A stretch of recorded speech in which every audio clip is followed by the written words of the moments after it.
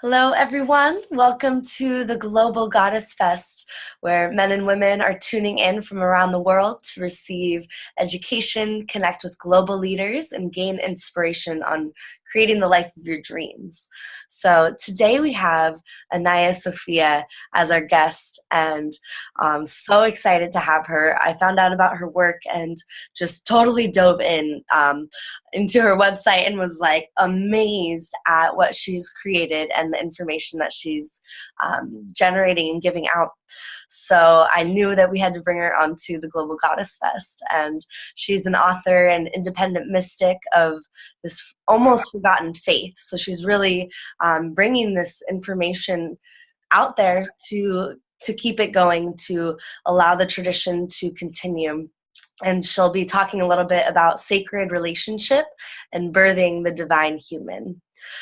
She's this wellspring of sacred wisdom and is mostly known for her role in revealing the temple mysteries, some of which we'll be diving into today. She loves to talk about and share about this oral tradition of Sophia, which is a continuous lineage with the feminine principle and throughout the centuries has preserved its spiritual dignity. So we'll be asking more about where the tradition of Sophia has come from and what it's all about. So she definitely believes and really knows that this is the time to step into really birthing the divine human. So she's written many books and is sharing this information all around through her books and online and with us today. She's currently tuning in from southern France, where she lives with her beloved, and together they work with union with the land as they will bring people in and take them on their own grail quest and to this immersive interaction where they're initiated by the feminine principle and get to go on a whole journey. So wonderful having you here. Thank you so much for tuning in. Oh, thank you so much. I actually prefer the word offspring. Oh yeah, I know. That was really cool. Yeah. Offspring and wellspring. Yeah. Yeah, it's great to be here. Really, truly. Thank you. And so I guess one of the first questions that I have for you is, and if you could just kind of like tune everyone, get us all on the same page here. Okay. What is the tradition of Sophia? And I know that's kind of a big question to jump. It is. I'll do my best to do a real modern day summarized version. So the tradition of Sophia could well of everything that comes out of this mouth really is a could well of. So it's not an absolute truth. It's a truth that gets passed and then you craft it and shape it. So the truth that sits in my heart is that this tradition of Sophia began with Eve. So a certain awakened woman was placed on the planet carrying the absolute awareness of reality. And her job was to create humans. And this feminine lineage has always been here, will always be here, and may continue to be here, even if the human race kind of eats itself up. So it's passed from mother to daughter. Occasionally, that feminine woman presence awakens to what she is and what she's carrying. And for sometimes centuries even, that feminine presence is absolutely asleep and dormant. But every now and again, it pops up and is active and shows its full face as a remarkable historical woman. Being inspired, obviously, by a divine agent, a divine force. And so has the name Sophia been also passed along throughout the whole time? Yes, we got to understand that the word Sophia means wisdom. So these women are waking up to their own wisdom that they're carrying.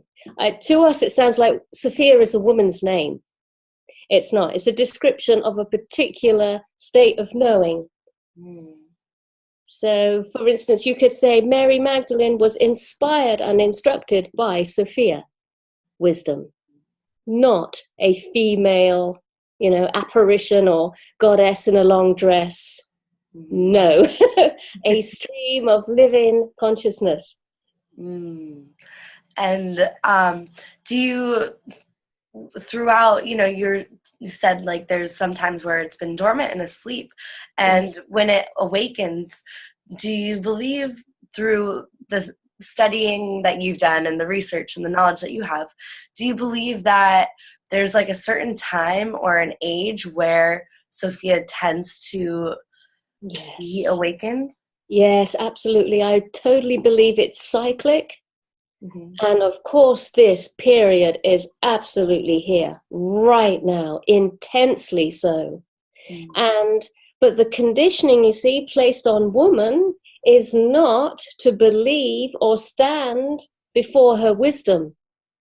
So it gets kind of shoved away, imagining that intuition or knowingness is, it's just my imagination, or I'm artistic, or, I've taken a little bit too much plant medicine. So that is what we have to really, really face and clean and diffuse.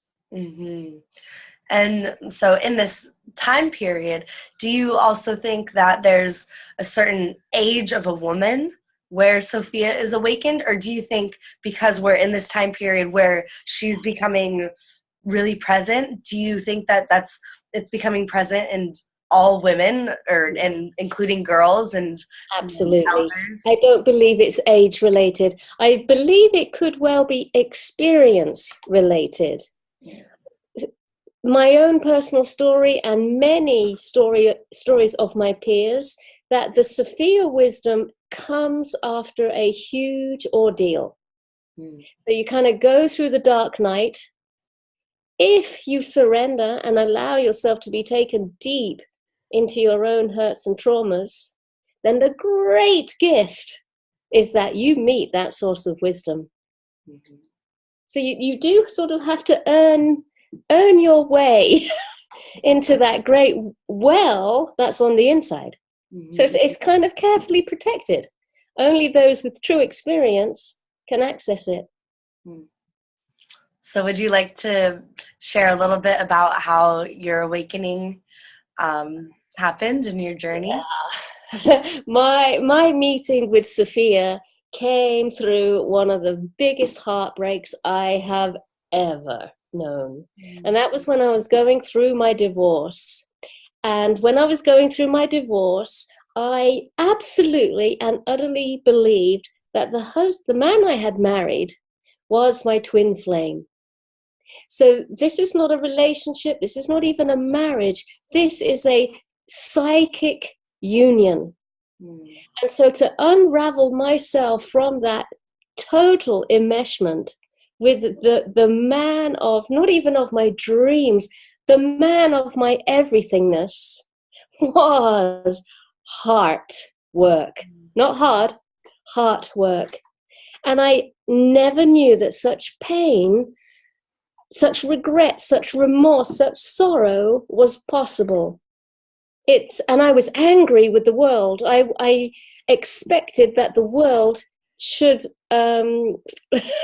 what's the word? Should warn you of this level of union and the support needed when it doesn't actually work out. I mean, I've had many, many relationships and left lovers and left partners, and that was nothing. But this was everything. And so it's literally turned inside out. And at the time, my guide was Mary Magdalene. And I was so angry, so demolished, that I felt that Mary Magdalene was too young and too naive and too beautiful to face what I'm coming up with. So I said to her in a rather abrupt manner, "You're going to have to get out the way. I need to meet your teacher. Your teacher understands what this is." Because obviously the story of Mary Magdalene and Yeshua is all very beautiful. And so Mary, literally in my mind, in my consciousness, stepped out of the way, and from behind her came this dark, black, feminine figure. And that was a much older, much ancient appearance of a divine intelligence. And this one said, okay, I know where you are. Let me teach you. Let me instruct you. Let me show you what this is all about. So it was like a big maturing process. Mm-hmm. What were some of the biggest things that she then told you? The first one was that this beloved, my ex-husband, was not the twin flame, but the gate opener. That this intense pain was in fact an elixir of the highest love. And this shows how closed I was. Not because I was a particularly closed person, but this was the ancestral closing. And I was the latest one in the line of the family. And this is the level at which the heart, the soul, the womb, the body had been closed.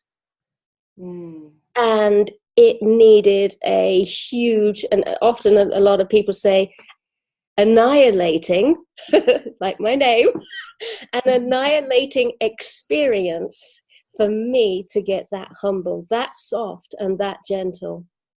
It was like stripped bare, not even to the bone, but to the bone marrow. Mm-hmm. And the great thing was this was the highest act of love. I was like, what? Yeah. But I knew it was true. I knew it was true.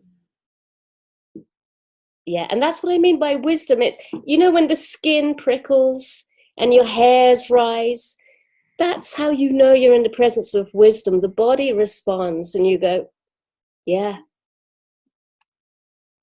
Yeah. And so after that happened, what steps did you take? Where did you go? Well, I guess, once I got up relatively on my 2 feet again and began operating like a normal person, I started to read about the Gnostic stories of Sophia. And I realized, wow, the story of Sophia is very similar to my own life. And for a while I thought, oh, I have a very similar story to Sophia. And then I started again talking to my peers, and everyone is like, yeah, me too, me too, me too. So anyone who's ever known that great fall from grace and that oops moment, that moment when you've kind of done something a little bit terrible and it's escalated and grown into a huge monster, and you've tried so very hard to keep it quiet and covered up. And then, the redemptive phase, when you ask for forgiveness, you ask for mercy, and what can you do to clean up this horrendous mess? So if anyone knows any of that, that's the Sophia story. Mm-hmm. And it's a beautiful story. And that's really, I kind of guess, my life's work. I want to bring that story out into everyday conversation because it's an archetype. So many people are believing, oh, it's just me, and walking around feeling so alone when it's an archetype. And it has a very good ending. I can tell just by your smile. Yeah, I'm enjoying. Mm-hmm. Mm. And so in a lot of your work, you talk about the divine human. Yes. Could you speak a little bit more on that?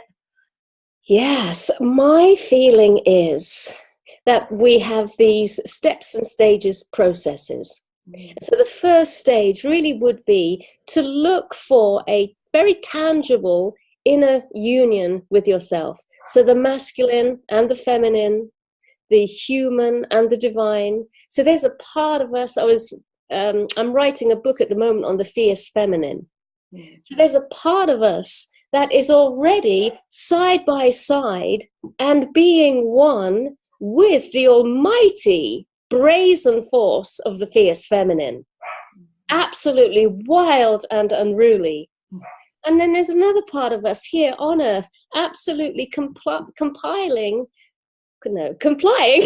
complying with the matrix, recognizing those authoritative laws, staying well within alignment of them, and not rocking the boat. Mm-hmm. And so the inner marriage really is marrying all these apparent and opposing opposites. So that's stage one, getting all of that in a beautiful, active marriage. So you can actually feel, your shadow marrying your angelic, and your dark and questionable primordial self marrying your pure and sanctified holy self. All of that.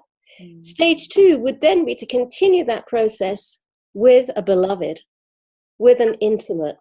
And of course, now the sexual force gets woven into the alchemy. And this is where the whole experience gets taken to a huge and almighty level. And this is where everything can be seen. Everything can be seen in the egoic nature of the pair of you. Mm. And that is the places that the gurus and the saints and the teachers cannot touch, because it doesn't get revealed. It only comes to the surface in intimate relationship. And this is probably one of another big message to say to those couples out there, hang in there. This really nasty stuff that you're seeing in yourself and the other one is priceless. Mm. This is the stuff we want to alchemize when it comes to sexual union. And you might not even feel like being in sexual union with this person. And that is exactly the time to go into sexual union. Mm. Using all the forces that nature has given us to bring movement and breath and prayer and tears and rage to these really hidden parts of us. Mm. So there is a great and potential full alchemy to be received in a sacred marriage or a sacred union. But it's messy, and it's unruly, and it hurts, and it's tumultuous, and it's crappy, and you will want to run to the hills. Mm. But hang in there. Hang in there. And it's very important, stay sexually active. Mm. Because what usually happens is you start to shut down, and that sexual union gets shelved, and you talk it through, and it sounds good because you're talking it through. But talking it through is not enough. You gotta get those bodies working with energy. So be careful of deluding yourself. And I am so talking about myself in this conversation. Mm-hmm. That's how I know that you got to keep the sexual activity going. Mm. Yeah, very important.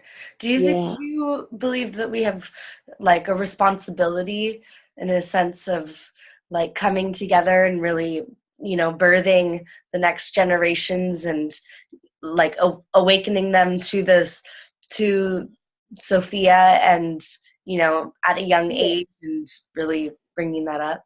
I really do. All I can see from my studies is that we've either been in a patriarchal society or a matriarchal society. Maybe Atlantis was built on a union of masculine and feminine at the beginning. Maybe, maybe not. But I feel that's what we have to strive towards.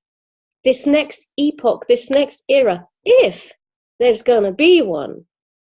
And this is another subject I'd love to raise, is let's be really realistic with the state of the world that we're living in and the systems that we're saying yes to. And I also believe another great gift of the sacred union and marriage is this blatant and swift awareness. You do start to see what's going on. And because you have each other, you're more able to go out there and say, hey, no, you can't control me. You can't control us. This is what we're birthing. It's totally out of alignment with your little control system, but together there's nothing you can do about this. Mm-hmm. Yeah. Yeah. And having that support of the masculine and feminine just creates this Yeah. powerful force. Absolutely. The female offers him emotional support, and he offers her physical protection. Mm-hmm. Beautiful. It is. Yeah. And so with the Sophia tradition and what we're talking about, is this found in the temple mysteries that you talk about? Yes. So the temple mysteries was coming from a time of a matriarchy, but there were practices and methods and rituals to, I've phrased it, taking the war out of man. That doesn't necessarily mean man today, 2017 or 2018. It's more the masculine tendency in us to be detached, to step back, to go it alone, to be the lone wolf, to keep everything under wraps. So taking that tendency out of us, but to actually more come into like a feminine, which is community, communion, togetherness, warmth, sharing. Mm-hmm. Yeah. So, what are some of the other temple mysteries that you talk about? Well, another massive part is the awakening of the womb, and how an active womb awareness and deep, sincere, emotional, physical connection with this area, not just the womb, but the whole area, totally restored and healed sexuality. A flourishing yoni, a yoni you're happy to look at in the mirror, as easy as you would look at your own face, an ease of being naked, all of that gorgeous feminine rights of life. When all of that great work is done, now you will have access to an activated womb. And a womb can do so much. It can hold so much more than just babies and your menstrual blood every month. This is another area. It's like a heart or a brain. It can do things. It can feel things. And one of the deepest feelings it can feel is ever deeper levels of discernment, of knowing what's true and what's not true. And of course, this other area that's really interesting for me at the moment, this fierce feminine. So this is the first part in the body that this force is going to enter. Now, if you're afraid of that force because the womb is closed or you're keeping away from that area, you're never going to allow it up into your heart and out through your voice. So that level of embodiment won't be possible because it's too tight down there, it's too cold, it's too forbidden. But if the womb is open, it's like the daughter can receive her mother through that kind of umbilical link, but the etheric umbilical link. Mm-hmm. Then that girl, that woman, can be that face upon the planet, upon the earth. Kali is not going to appear as a black-skinned, skull-wearing woman. She's going to appear in us and through us as an energy. Mm-hmm. And I love that visual of really like bringing in the projects and the energy and our relationships through our womb and being able to speak it out. That's right. And when our beloved is sick, you can place his energy in your womb and just literally hold him there, suspend him or her there, like a little incubation unit. Seriously, because the womb brings resources. It brings nourishment, just like to a real baby. Mm-hmm. So if you're holding someone's there, even if it's just like the appearance of their name or a sense of their essence, the womb will make a connection and the same level of incubation will start permeating into their essence and then into their being. Mm. And I love what you said about the discernment. Could you talk a little bit more about that? And like, so as you're bringing in energy, how should we like, how can we use our womb to be careful of what we're bringing in, or should we just be welcoming it all? Discernment is coming to you because of wisdom. So because of Sophia, something in you, something very mature, something that doesn't need approval or patting on the back or any sort of, appeasement. It doesn't need anything from anyone because you're sourcing from your own self. And that is mostly the reasons why we make all these silly mistakes, because we so want to please someone, we so want to do well and get our little pat on the back. But when the womb starts waking, that's like irrelevant.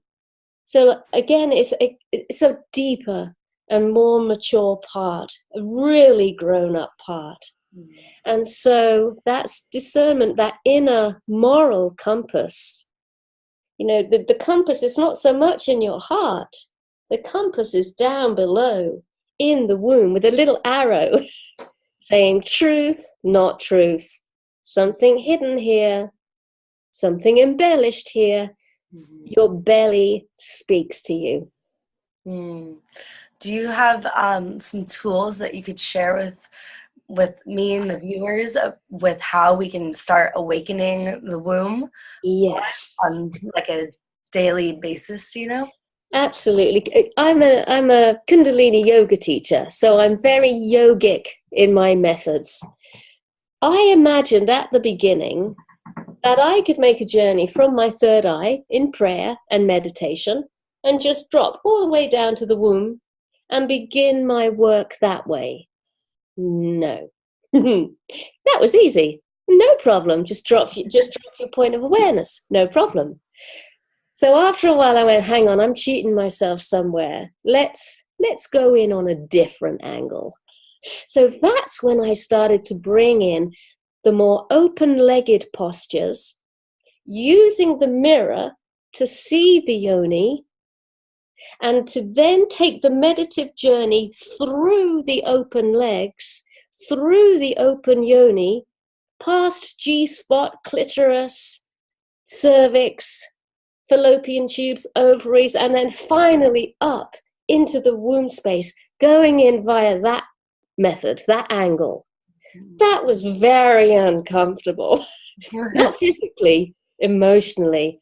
Oh my God. And that's when I realized you've hit the authentic path. Now this, my love, is real. You have some serious emotions going on down here. How can you sit in your womb if you cannot get past and through the yoni and all the stages of womankind? Can you accept your maiden? Can you accept your mother? Can you accept your crone? When you can say yes fully, now you're in the womb. So I actually devised a transmission called the Sacred Journey. So it's a transmission going to the yoni going to the womb via the yoni, and all the intricate places, coming from the yogic philosophy, and of course my own references as a woman, the emotions that I found there, which I think are quite common, quite widespread, very recognizable. Having sex when you really didn't want to, loveless sex, cruel sex, gynecological procedures that you knew were unkind and not delivered in a loving and heartfelt way. Maybe a few sexually transmitted diseases from teenage, all those things that you get pocketed away. Oh, I'm just being promiscuous. But then it comes back, and you've got to do your healing. So it's taking into consideration everything us ladies have possibly lived in this kind of life we're living now. Mm-hmm. And I think probably, going on this forgiveness journey Yeah, through our yoni and being able to forgive all of the things that we build up and like to yeah, hide under the rug and yes, really just face it head on. yes, Mm. yeah, yeah. Beautiful forgiveness and exquisite self-love. But in this work, there comes a line, because now you've been given Sophia, now you've been given the wisdom. So now you know what's healthy and what's not healthy. So Mm-hmm. when you've done your healing work, a line gets drawn in the sand, and the one who draws the line says, so, are you going to change? Here's the bar, we've raised the bar, the standard is now higher. Are you going to live at this new sexually etiquette level? Or are you going to slip back into old ways? No one's judging, but you will feel it. You've received wisdom. Sophia is on the inside, reminding you of your new standard. That doesn't make you boring or frigid, or you haven't narrowed the gap in any way. You've just made it really clear. This is what I accept, and this is what I don't accept. Because it's a program. The whole thing is a program. So you're not actually saying no to pleasures of life, because the whole thing's artificial. You're saying no to the false and yes to the sacred. I love that. And yeah, I think that's probably one of the hardest parts of once you receive this wisdom and you have this knowing, and then keeping on it every day and staying true to yourself and staying true to our own boundaries that we set. It's so easy to be like, okay, here's my line. And then the next day, oops, maybe I'll just put a toe over there. Totally. Same here. I'm talking as if I'm living this day and night. I'm not. I too have to be very vigilant, breath by breath, decision after decision. Mm-hmm. Yes, it's a lifelong process, and it will be, because we're probably the first ones in our ancestors to actually do this work daily. Yeah. And to put it at the forefront too, and I think also to merge it with our professional lives. Yes. Yeah, we're not living in the temple. We got loads of stuff going on. Yeah. Yeah. We're not, betrothed to God, which was what those priestesses were. Mm-hmm. They didn't have to worry about mortgages and credit cards. Their whole life was covered. Mm-hmm. Yep. So I have one more question for you. I wanted to see if you could touch upon the 7 mysteries of initiation that you talk about in your work. Oh, do I? I don't. I'm not sure. I think it was in the temple. It was regarding the Temple of Sophia, and there was. Oh, yes. That would have been based, once again, on that yogic frame, the chakra system. So Okay. 7 would be those 7 chakras. Okay. So starting off at the very, very base level and working all the way up to the crown. So again, usually when working with people, I always ask them to make a prayer, a promise, and a ritual. So real action steps as they work through these 7 psycho-spiritual centers in their being, and all the behavior that goes with that, and all the emotions and all the great gifts and virtues. So that's what that would have been, working on the 7 chakras. I love But as I always say, talking about it is never, never, never enough. I believe it must be ritualized. There must be a physical part to it as well that is refreshed daily. Yeah, very important to keep it going. Yes. Well, thank you so much for joining us. And is there any last minute thing that you would want to share with the viewers? Maybe anyone that is, in their process of going through the depth deep, dark depths of Sophia and learning about her wisdom. I would say, and this is what I tell myself, every time I climb into bed at night and I lie there on my back with my feet flopped open and my palms face up, which is the beginning of all the transmissions, I remember that I am not alone. There are many friends, many sisters, many girls, many crones out there lying in their bed, just like myself. And I simply reach out to all those invisible friends, some that I know, some that I don't, and we just hold each other like a great big web of life. There is so many beings are wanting to connect with us and support us as we go into the dream world. All us women are feeling this. We're all going through this process. Yeah. We have each other. Yeah, totally. All Yeah. across the world, too. Yeah, absolutely. Little safe havens to come and hang out with and at. Yes. Yeah. Oh, well, thank you so much for joining us. And to all the viewers, thank you for joining us as well. And Anaiya has a special free gift to give anyone that has been viewing with us here.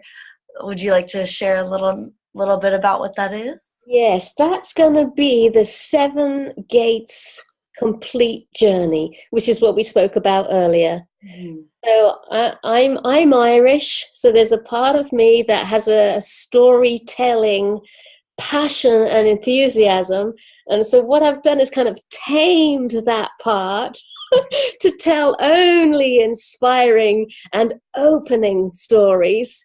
And so a transmission is a guided meditation, but it's really packed with certain emotional frequencies and energies that will be passed from me to you, and they will open you and permit you and encourage you and support you into that feminine journey of trusting and loving and embracing your full sexual body with no shame, no guilt, no discomfort. Blessings all the way. So that's the free gift. Woo! That's a good one. Well, thank you so much. And all our viewers will see you soon. Yes. Thank you.